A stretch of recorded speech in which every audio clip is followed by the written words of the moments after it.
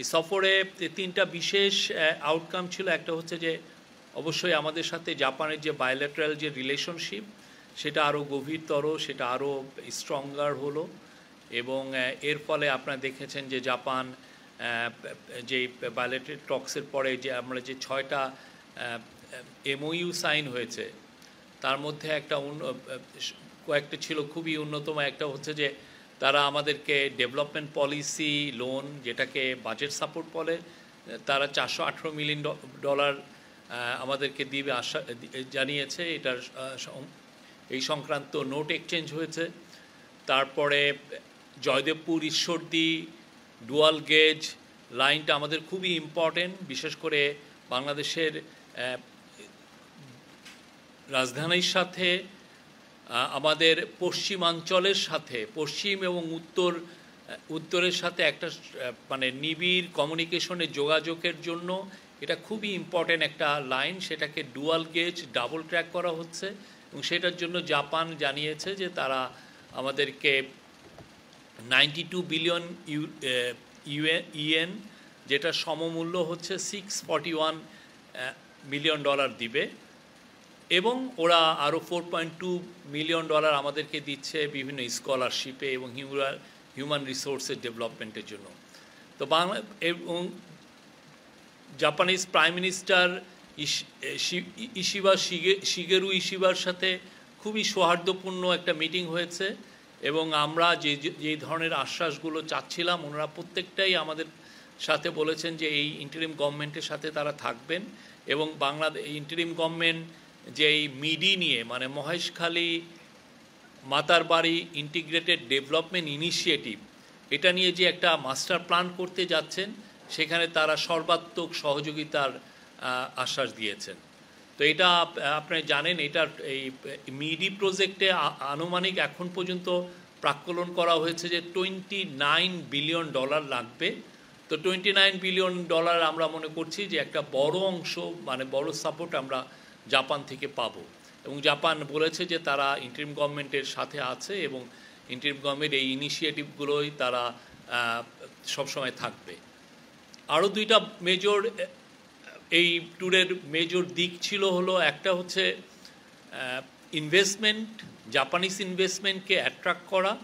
আপনারা জানেন প্রফেসর ইউনুস বারবার বলছেন যে বাংলাদেশকে একটা ম্যানুফ্যাকচারিং হাব হিসেবে ওনার স্বপ্নটা বাংলাদেশকে একটা ম্যানুফ্যাকচারিং হাব হিসেবে ট্রান্সফর্ম করা।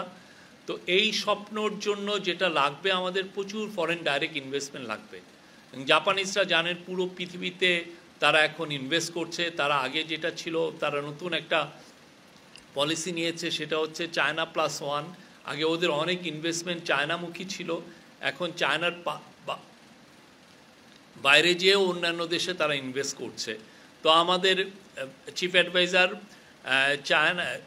জাপানের যে মেন ইনভেস্টমেন্ট এজেন্সি জেট্রোর চিফের সাথে মিটিং করেছেন এবং প্রথমে ওই দিনে উনি জেট্রো চিফের সাথে মিটিং করার পরে সিলেক্ট কিছু বড় বিজনেসম্যান, যারা মানে যেমন সুমিটোমো, মারুবিনি, জেরা, এই কোম্পানিগুলোর সাথে আলাদা উনি আর একটা স্মল গ্যাদারিংয়ে মিটিং করেছেন। পরে একটা বড় একটা মিটিং করেছেন, সেখানে সব ইনভেস্টররাই ছিলেন, পুরো হাউসটা প্যাক ছিল। সেখানে উনি আহ্বান করেছেন জাপানিজদেরকে যে ইনভেস্ট করার জন্য এবং উনি খুবই, আমরা বলবো যে আমরা খুবই ভালো পজিটিভ রেসপন্স পেয়েছি। আপনারা যেমন আমাদের চায়না ট্যুরের পরে দেখেছেন যে কিভাবে চাইনিজ ইনভেস্টররা বাংলাদেশে এসছে। আমরা আশা করছি এই জাপান ট্যুরের পরে অনেক বড় বড় জাপানিজ ইনভেস্টর বাংলাদেশে আসবেন এবং তাদেরকে সর্বাত্মক সহযোগিতা করা হবে বাংলাদেশে ইনভেস্টমেন্ট করার জন্য। আর তৃতীয় যেটা খুবই ইম্পর্টেন্ট দিক, সেটা হচ্ছে যে জাপানের যে ম্যান পাওয়ারের যে মার্কেট, সেটা আমরা মনে করছি যে এই সফরের পরে এটা নতুন দুয়ার আমাদের জন্য খুলল।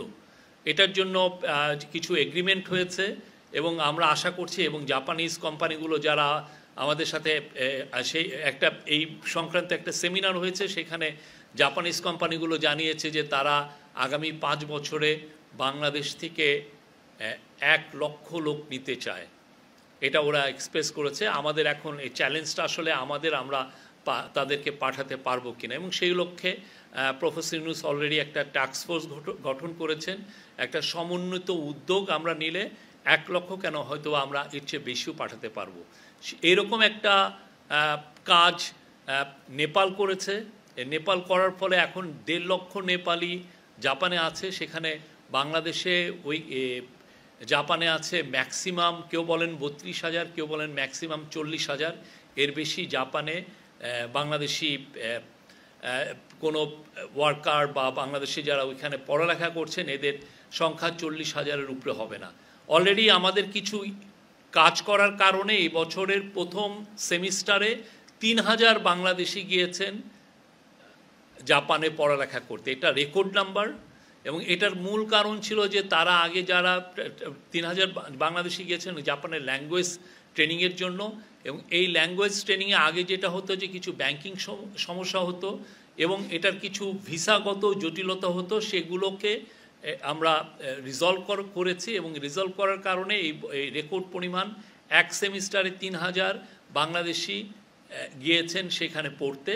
এবং আমরা আশা করছি আগামী আরও 2-3টা যে সেমিস্টার আছে সেখানে আরও অধিক সংখ্যক বাংলাদেশি যাবেন। এবং এটা বাংলাদেশি যে অ্যাম্বাসেডর উনি বলেছেন এটা অ্যাটলিস্ট 10,000 হবে। বাট আমাদের ইচ্ছা এই আগামী 5 বছর 1 লক্ষ বাংলাদেশিকে পাঠানো এবং সেই অনুযায়ী কাজ হচ্ছে। ওই সংক্রান্ত যে সেমিনারে প্রফেসর ইউনূস বক্তব্য রেখেছেন আমরা আপনাদের সেই বক্তব্যটা শেয়ার করেছি।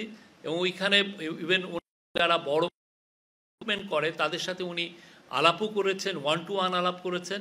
এবং আমরা আশা করছি যে জাপানে বাংলাদেশের যে আগে যে ইমেজ ক্রাইসিস ছিল সেটা থাকবে না, প্রচুর বাংলাদেশি যেতে পারবে। এবং সত্যিকার অর্থে আমরা এমন সময় জাপানে এটা নিয়ে মুভ করছি যে এই সময় জাপানে যেগুলো ট্র্যাডিশনাল সোর্স থেকে জাপান তাদের শ্রমিকদেরকে নিতেন সেই জায়গার থেকে জাপানে লোক কম যাচ্ছে। যেমন ইন্দোনেশিয়ার ইকোনমি বুম হওয়ার কারণে ওদের ইন্দোনেশিয়ার থেকে কম লোক যাচ্ছেন জাপানে। সিমিলারলি ভিয়েতনামেরও একই অবস্থা। আর মায়ানমার থেকেও অনেকে যেতেন, কিন্তু মায়ানমারে এখন আপনারা জানেন একটা যুদ্ধাবস্থা, সেই জন্য যেতে পারছেন না। তো আমরা মনে করছি এটা বাংলাদেশের জন্য পারফেক্ট টাইম। এবং আগামীতে আমরা মনে করি যে প্রচুর সংখ্যক বাংলাদেশি যাবেন। এটা একটা বাংলাদেশের ইম্পর্টেন্ট ম্যান পাওয়ার ডেস্টিনেশন হবে। এই ছিল এই ট্যুরের মূল আউটকাম। এছাড়া উনি জাইকা মিটিং কয়েকজন মিনিস্টারের সাথে কথা বলেছেন, জাপানিজ বিজনেসম্যানদের সাথে কথা বলেছেন। এটা ছিল খুবই একটা সফল ট্যুর। রেমিটেন্স যোদ্ধাদের ঢাকায় বিশেষ ছাড়ে রেডি ফ্ল্যাট দিচ্ছে শতভাগ বিশ্বস্ত ও নির্ভরযোগ্য প্রতিষ্ঠান প্রবাসীর সিটি।